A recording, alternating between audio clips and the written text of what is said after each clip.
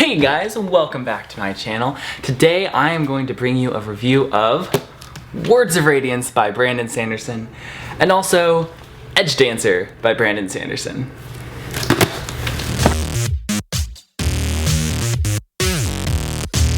First off, two things. I apologize. Number one, for the random construction noises you may hear in the background. I live right by LAX, and right now they are doing lots of construction / planes, so... And then two, I usually clear this, but I just felt lazy today, so you have to look at my stacks and stacks of books that don't fit anywhere else. Okay, so Words of Radiance by Brandon Sanderson, the second book in the Stormlight archive. Did I love it? Duh. So this was my reread of Words of Radiance because I am rereading the series in preparation for Rhythm of War, which comes out very soon. So Words of Radiance follows the end of the events that happened in The Way of Kings. And the most interesting thing about this book is the fact that it switches main characters. So Kaladin was the main focus of book one because his flashbacks were the backbone of that book.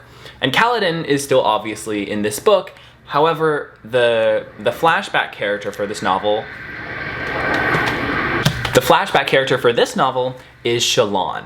And Shallan is a character that I think a lot of people who read book one had problems with because she didn't really feel fully fleshed out.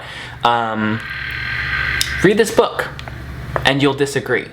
One of my favorite things about Words of Radiance is the fact that it doesn't change Shallann's actual character. Like, she's still the same character from the first book.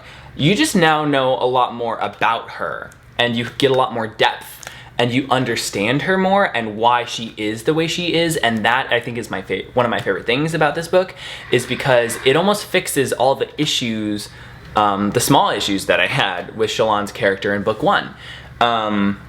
Because there's a lot going on internally that didn't necessarily come to the surface, as all of us have. You know, I have things going on mentally that I don't necessarily share with everybody, and Shallann's the same way. Another great thing about the second book in the Stormlight archive is that this has a extremely fast pace, and it's weird to say that for a book that's let's see, almost 1,200 pages long, but it does. It moves so fast, where I think some people didn't love the amount of time that Brandon Sanderson took to build the world in the first book. I was one of those people who did. I loved it.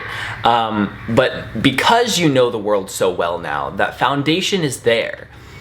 So he just goes full throttle. This book, I almost view this as kind of like a part 2 to The Way of Kings.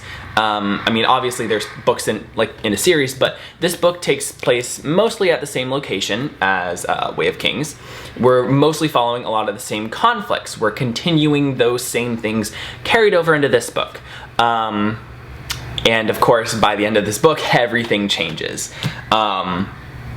And once again, the illustrations in here are beautiful. The character work is just phenomenal. Dalinar is great in here. We get a lot more of Dalinar's son, Adolin, and Adolin is one of my favorite characters.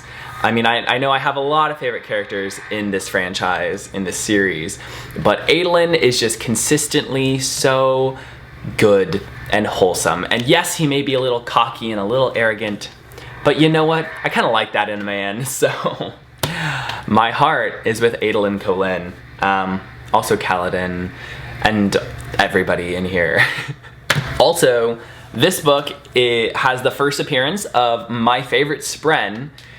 If you've read the book, you know what I'm talking about. I'm not going to give anyone, I'm not going to give away any spoilers, but he's a riot, and I love him. So, should you read this book? The answer is yes. And if you were invested in The Way of Kings, of course you're going to be invested in this. If you liked The Way of Kings, but like we're unsure, I will have to say this book, all the payoffs in this book just make everything so worth it. So if you are considering kind of stopping after The Way of Kings because you don't want to continue, trust me, it's worth continuing, and then you will be frothing at the mouth for every Cosmere release like I am. Sorry about all the lighting changes. The sun is just doing its thing right now. So Words of Radiance is a 5 out of 5 star read. I can't talk too much about it without giving away spoilers, so I won't, but it's phenomenal and has one of the best moments I've ever read. Like, every time, when I read that scene again, like chills ran down my entire body and I just like started fist pumping, and it's awesome. No other book makes me feel and react like the Stormlight Archive does. So, go read it. And now I'm gonna talk about book 2.5. This is the novella Edgedancer. And actually it's a little longer than a typical novella. It actually just hits about the word count for an actual novel.